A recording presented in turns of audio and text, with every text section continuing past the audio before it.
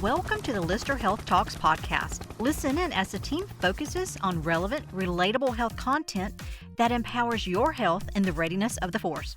We are officially clearing the runway for a special mini-series dedicated entirely to aviation medicine. Over the next few episodes, we're diving into the critical role aviation medicine plays in keeping our pilots and crews mission ready and showing you exactly how our care keeps you in the air. Let's prep for takeoff as we talk aviation medicine here at Fort Rucker, the home of Army Aviation.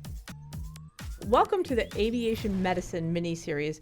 I'm Lieutenant Colonel Leah Steder, the Director and Commander of Lyster Army Health Clinic and the host of the Lyster Health Talks podcast. Welcome to today's episode of our Aviation mini-series. Today we're going to talk about Flight Surgeon of the Day. Today I'm lucky enough to be joined by Liz Johnson-Bailey. Hi, I'm Liz Johnson-Bailey. I'm an aerospace medicine physician assistant. Ms. Johnson-Bailey, can you describe a little bit about what Flight Surgeon of the Day is and where folks may find it? So when I worked at Lyster, Flight Surgeon of the Day was my favorite day in clinic because I didn't have patients scheduled every 10 minutes. Actually, it wasn't every 10 minutes. It was probably every 20 minutes. So Flight Surgeon of the Day was a day that you were dedicated to walk-ins, which are actually scheduled. But it was a day in which it allowed flight crew to come in and expedite their processing a little bit. So if they had been seen by the ER, or if you had a minor acute illness and you had been grounded recently and you needed an upslip right away, or if I just want to pause.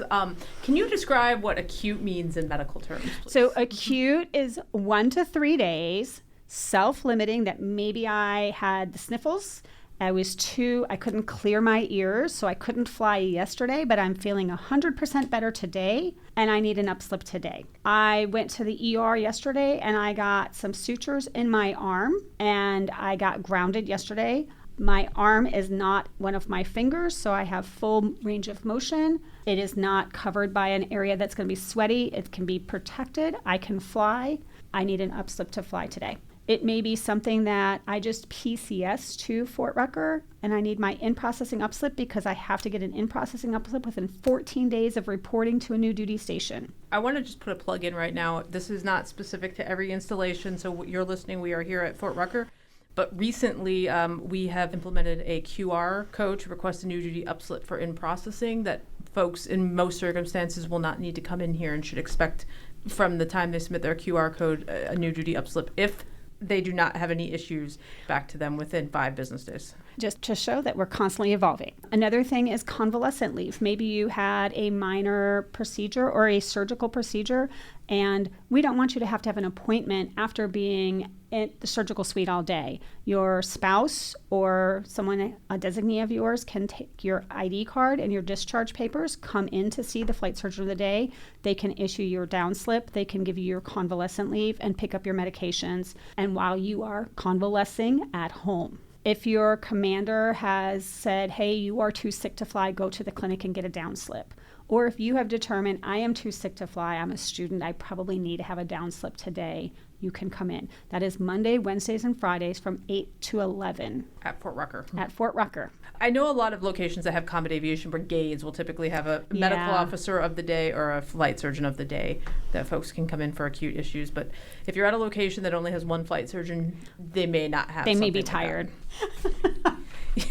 And we may have a lot of new aviators on here. If folks go to the ER that you mentioned or are sick and don't get a down slip, could you also describe kind of what what is supposed to be done and why FSOD might be important to them? So if you have sought care from anyone who is not a flight surgeon and not notified your flight surgeon, you are in violation of AR 40-8 and 100-105, which specifically says, anytime I am seen by a non-flight surgeon, I must notify my flight surgeon. That also includes if you are sick in quarters.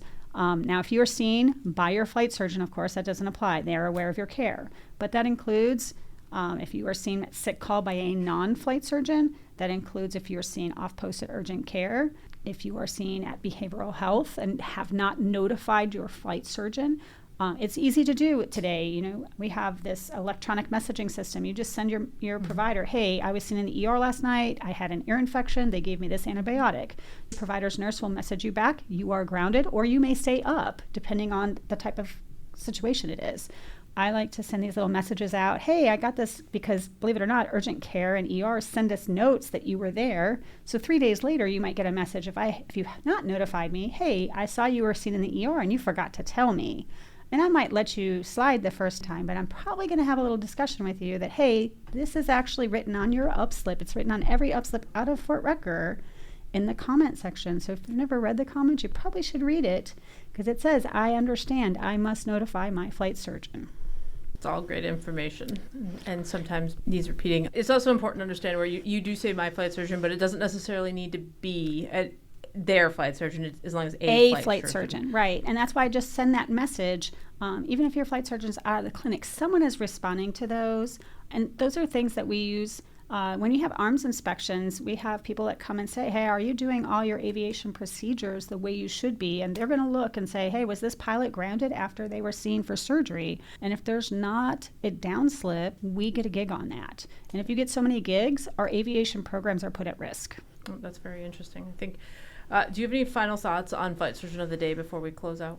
Flight Surgeon of the Day helps you get seen sooner, especially in those birth months that are really high. There's a lot of for some reason, there's a lot of cold months that, like December and January, which relate to high birth months in August and September. And so those are the times that it's hardest to get an appointment. And that's where the Flight Surgeon of the Day makes it easier for those minor things to be taken care of quickly. Yep. You know, I've had patients that tell me, oh, I can't get in to be seen. I've called and called and called. And I'm probably going to call you out on that a little bit if we have a Flight Surgeon of the Day program. So try that.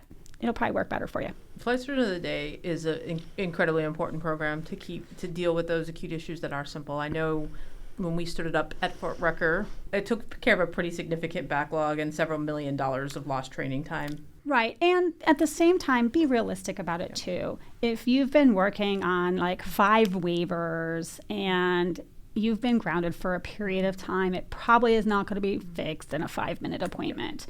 You know, make that follow-up appointment when you know you need to follow up for multiple things. Those are what those appointments are for. But if it's a quick, let's take care of this, we can get you back up, by all means, come on in. All right. Thank you so much. That's all great information. Thank you for joining us again. And until next time, this is Lyster Army Health Talks. And that wraps up another episode of our Aviation Medicine mini-series on Lyster Health Talks. Stay healthy, Fort Rucker.